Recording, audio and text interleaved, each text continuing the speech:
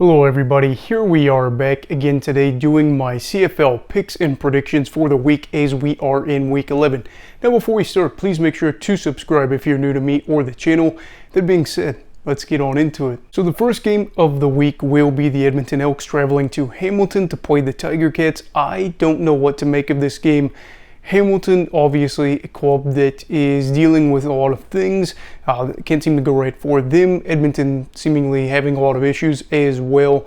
Part of me is kind of stuck here where I'm trying to decide whether or not the good first quarter that the Elks had against the Blue Bombers is my deciding factor in this one, and I say, you know what, they played really good in that first quarter against a Grey Cup winning team.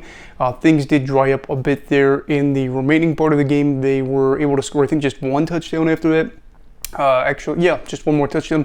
But so it's kind of wondering there, with Trey Ford, will it be a different look?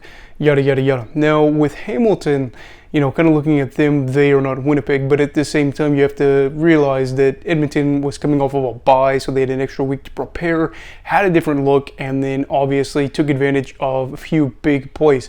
Will those big plays happen against Hamilton remains to be seen, and can the Tiger Cats take care of an Edmonton side that would hit double-digit losses playing in their 10th game of the year? So for me, I don't know. I ended up putting Edmonton for my picks for the CFL picks in our Instagram if you want to check that out.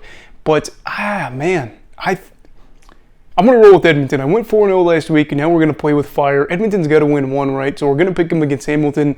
If not, I mean, Hamilton is the better side. I think I'm going to go Edmonton. So now that we've played with fire once, are we going to play with it twice, as we're talking about the second game of the week here with the Winnipeg Blue Bombers playing the Calgary Stampeders in Alberta. Obviously, Calgary is 3-6 in desperate need of a win. Considering that while they are not looking like a team that will have a winning record this season, they are still plenty well in the thick of it for the playoff hunt out west, because the Rough Riders obviously are the Rough Riders, and then the second bottom half of the East is kind of unpredictable. Obviously, you have Toronto and Montreal.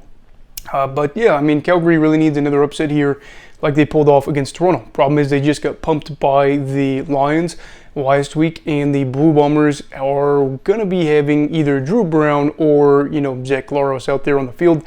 I don't think Brown is nearly as, you know, inexperienced or awful as some of these other backup quarterbacks. You would say, maybe not awful, we'll say inexperienced. I think Brown in his appearances has been able to impress me. They've had a lot of guys that have been able to go out there as backups and then fill the role relatively well. But Brown obviously coming off of a great performance against Edmonton here. I'm not going to play with fire another time here.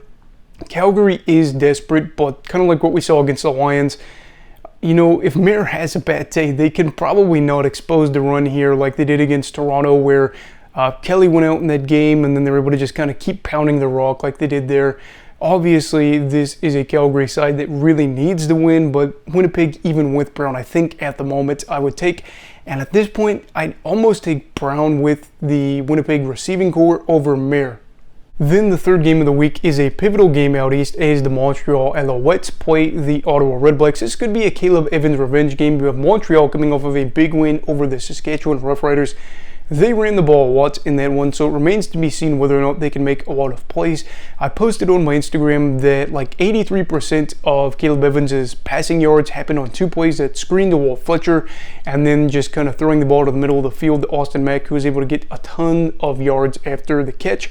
And it kind of remains to be seen there too, whether or not his receiving core will be able to help him out there, because in this situation you're playing a Ottawa side that, you know, they sit at what now, 3-6 or whatever, but at one point they were 3-3. They are still very much in the playoff hunt, especially considering how poorly things are going out west with Saskatchewan and Calgary. So that kind of remains to be seen there. Montreal's defense obviously is an interesting piece here too, because you've got guys like Tyrese Beverette and plenty of other big names that you can talk about for this team, and they are going to be tasked with stopping Dustin Crum, who looked really good, especially in that first half against the Toronto Argonauts in their Week 10 loss. Looked like it could have been a win. Obviously, the Javon Leake touchdown, I think, hurt them a lot there, but overall impressed by Crum. If he comes out and plays, this could be a battle.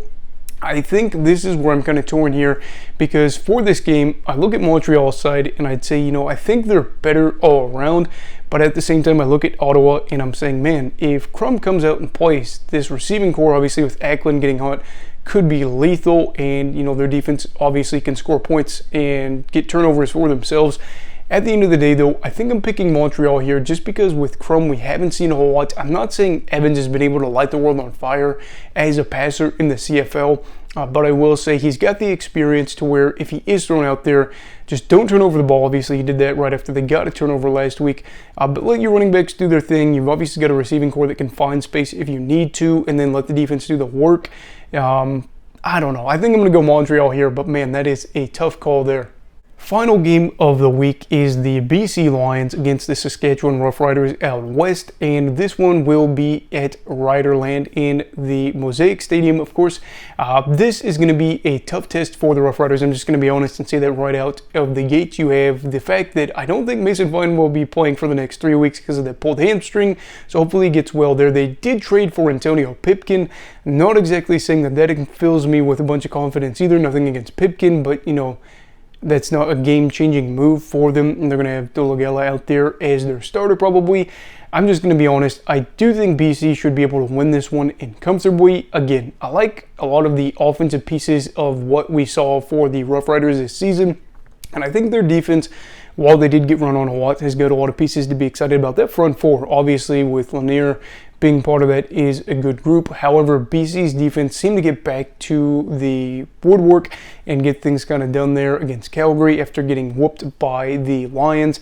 So for this game, of course, I'm going to be picking BC. I'm hoping it's not a blowout because obviously the fans are going to be hoping that they get to see a good game. But at the moment, I'm going to say the Lions probably at least by 17 points. Anyway, those are my picks for this week. Edmonton, that is my upset pick of the week. Winnipeg, Montreal, tough pick there, and then the Lions. What are your picks for this week? Let me know down below in the comments. I'd love to hear your thoughts down below. Also, please make sure to like this video if you enjoyed it. Subscribe if you're new. Everybody stay safe and have a great night.